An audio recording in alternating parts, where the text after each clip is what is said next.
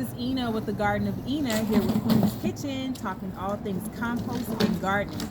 So right now we're going to focus on pallet pins.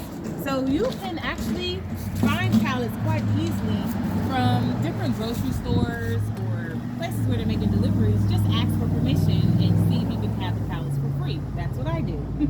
So yes, you start off with some pallets and you can basically build a bed or a composting bin however you want. You can keep the pallets as is, or you can cut them into the shape that you want or the size that you want and make it a planter box or a composting bin. And that's what I've done over here. So this is actually a new bed that I built, and it's made out of pallets.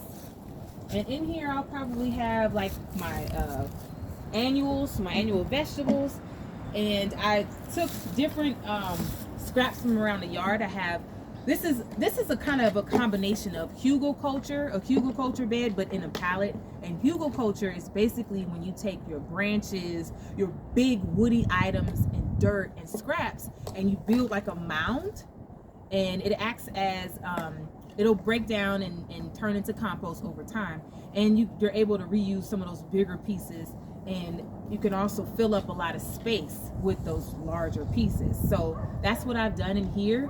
And I've also put my kitchen scraps in here, so a layer of kitchen scraps, and then I also have some of my wood chips that are in here.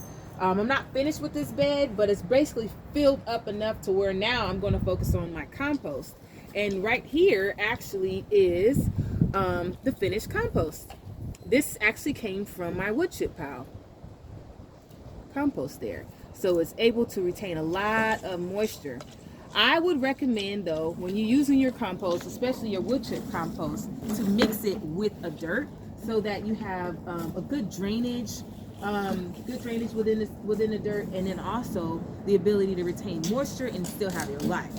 So we're going to mix that in with some dirt and fill it up and then plant in it.